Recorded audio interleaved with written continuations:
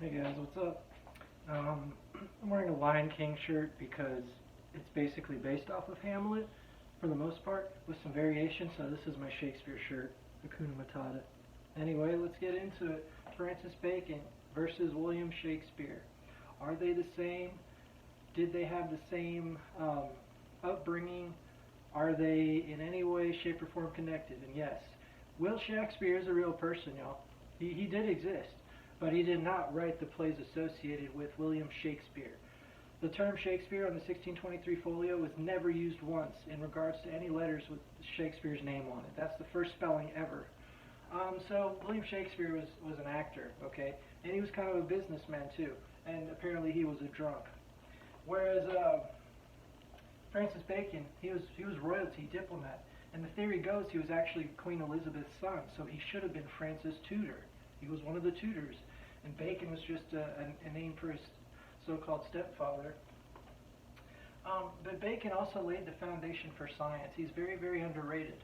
Nietzsche says we don't know half enough about Bacon that we should, and Nietzsche believes Francis Bacon wrote Shakespeare's plays, as well as Ralph Waldo Emerson. Anyway, so now Shakespeare, he has no notes at all whatsoever. He has no reference to his plays in any letters. And the only writings that we do have of Shakespeare's writing are his signatures, if you want to call it that. It looks like the scribblings of a 5-year-old. How is the greatest writer of all time have the worst handwriting of all time? Okay? He wasn't like doing it orally like the Quran or something. He had to write stuff down, apparently. Whereas we know Francis Bacon has many published works, mostly in the scientific and philosophical realms, but he was a cryptographer. And many scholars believe he is the first Freemason. So Freemasonry is all about secrets and elitist symbols and stuff, right? Will Shakespeare has no known ties to Freemasonry whatsoever. Francis Bacon was a botanist, and many flowers are mentioned in Shakespeare's plays. He was a mathematician, of course, a linguist. Even in a letter, he said he was a concealed poet. Okay? Whereas Shakespeare, no library whatsoever. He didn't travel at all. Didn't know any languages that we know of. He just lived in England. There's no recording of him attending school. There is a school in Stratford, but there's no record of him attending it whatsoever. It's all conjecture. There was no funeral in 1616, the greatest writer of all time. There's no records of any kind of mourning for him, okay? All we see is just a plaque all of a sudden out of nowhere with some cryptic stuff on it. Let's see. There's no poems dedicated to him in 1616 when he died, except for in the first folio. That's the first time we see any poets acknowledging it, as if they're part of the conspiracy.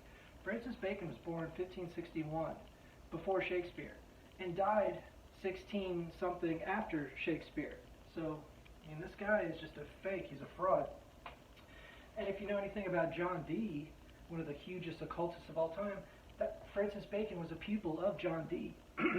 There's actually a painting of John Dee handing Francis Bacon the light of knowledge over a grave, an empty tomb. Okay, there's a bunch of secrets going on, and Francis Bacon has the Shakespeare look with the mustache and the hair and the long, whatever. We know he traveled a lot to France, and he knew multiple languages. Let's see. He was extremely well educated, probably the best education you could get, whereas this guy was a nobody. Let's see. I'll be biased right here. Francis Bacon was an Aquarius. Aquarius is about truth, knowledge, revolution, change, whereas William Shakespeare was a Taurus. That's more about stability, simplicity, practical things, not necessarily the intellectual. I'm not saying Taurus are intellectual. I'm just saying archetypally, the Aquarius matches more with Shakespeare's play than a Taurus would.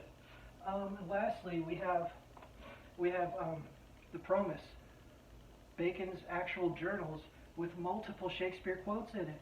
And they didn't talk to each other. There's no record of them knowing each other. So how would Bacon's Promise, not released till 1883, like 200 years after Bacon's death, why would they have all these Shakespeare plays? Names, and the North Cumberland MSS literally has Shakespeare and Francis Bacon on the same page itself. It's like Bacon is practicing. Okay, and it was found within Bacon's stuff.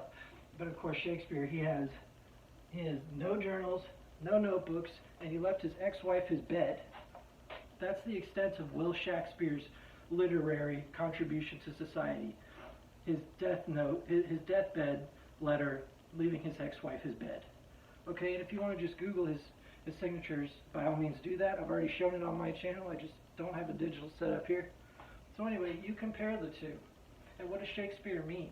Shakespeare, which is what Pallas Athene does. She's shaking the spear at the serpent who represents ignorance of knowledge. And Francis Bacon was part of a fraternity when he was a kid about Pallas Athene. And as we see many in the Shakespeare sonnets, there's reference to Pallas Athene many times as a 10th muse. But anyway, Francis Bacon is tied to that historically. This guy, we just got some plays with his name on it. But this guy created it because he's the founder of Freemasonry and he didn't want to be known for it. Francis Bacon literally said, I would rather know than be known. Okay? I mean, he was still famous or whatever, but not for this. Alright? Anyway, these are just some facts you can, try and discredit because of your false, comforting worldview that you might happen to live in. But this is more comforting to me. Yeah, it's a mystery how he got so smart, but not anymore if it's Francis Bacon, y'all. Okay? That's all I can say. Take it easy.